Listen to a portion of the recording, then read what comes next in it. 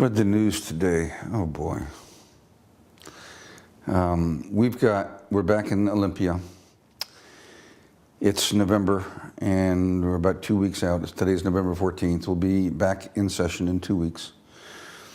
We're here to discuss the budget and to discuss among the Democrats in the Senate what our choices are.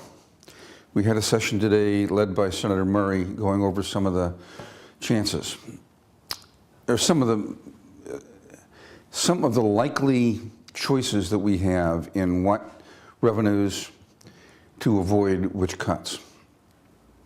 I got to be honest with you, if we don't raise some significant amount in revenues, we are going to make cuts that will literally kill people. I mean, I'm not being funny.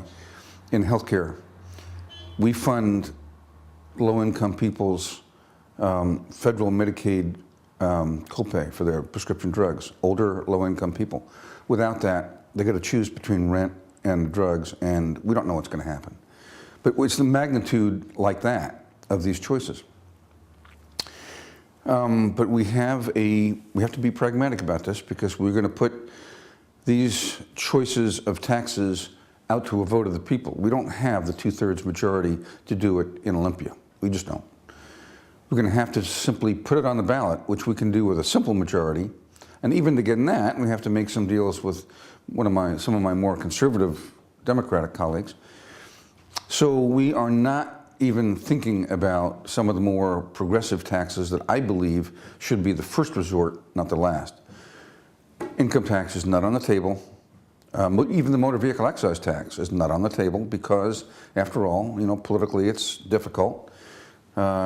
People can argue on the other side that we had the voters reject that tax in 1999 in Initiative 695, and asking them to take it now is a loser.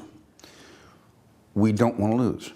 When we make this choice to put a ballot on the referendum, or rather a choice on the referendum as ballot issue, we can't have the people say no. We have to have a yes answer.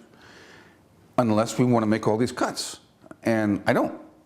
So we're going to be a little bit tamer and more scrupulous and maybe more conservative in choosing which of these tax packages to put on the ballot. I would like to avoid an unfettered, unlimited increase in the retail sales tax, which is the most regressive and hurts low-income people more than anybody. I think we can avoid that. If we do have any retail sales tax, it'll be time-limited.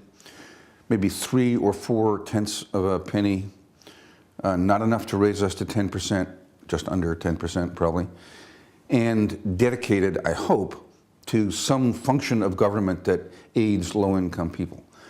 Otherwise, I could not vote even to put it on the ballot, much less to actually incur it. There is a bright spot. One of the possibilities that's actively being discussed is a capital gains tax. Falls primarily on higher income people, and it makes up for not having an income tax and not going back to a motor vehicle excise tax.